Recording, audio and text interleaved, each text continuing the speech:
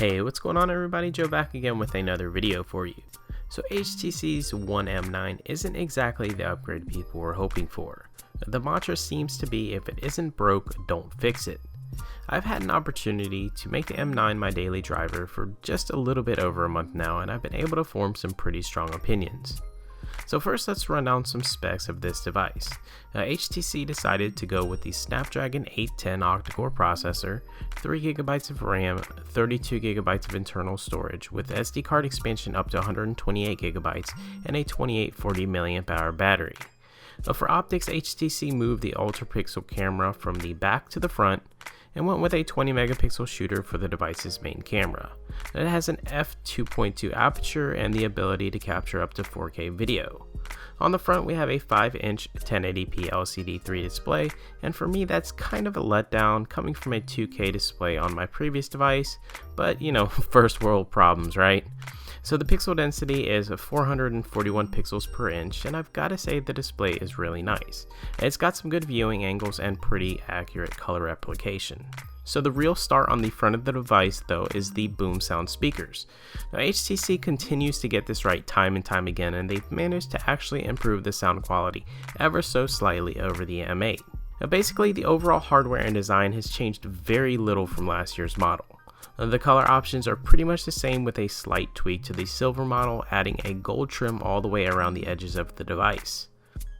Now we do have some sharper lines and improved button layout and a coating on the back of the phone to give you some overall better grip in the hand. But the one issue I do have about this new texture is the fact that it's definitely a fingerprint magnet.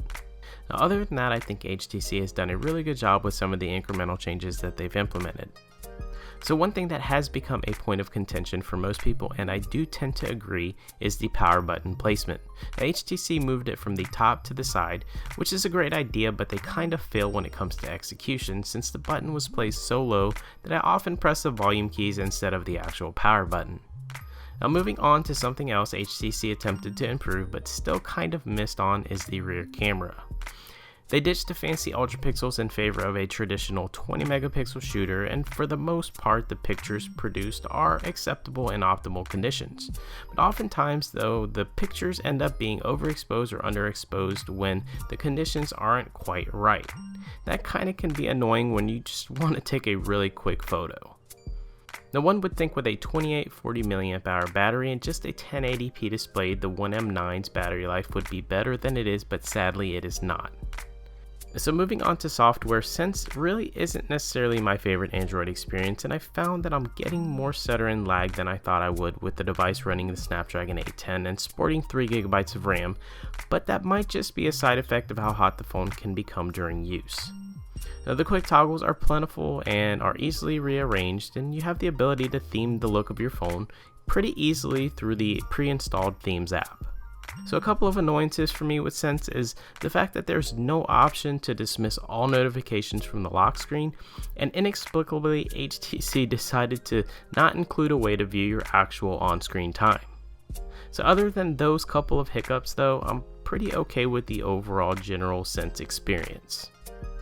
So in the time that I've spent with HTC's new flagship, I've come to the conclusion that if you already own an M8, you'd probably be fine waiting for next year's model. If you're currently looking for a new device, you may want to consider some other flagship devices that were recently released or maybe the upcoming G4. Alright y'all, well that does it for me. I hope I didn't offend too many people, but I really wanted to provide my honest opinion on this phone. Now I do hope you enjoyed this video as much as I did making it, and if you did, don't forget to like, share, and subscribe so you don't miss any of my future videos, and as always, I'll see you next time.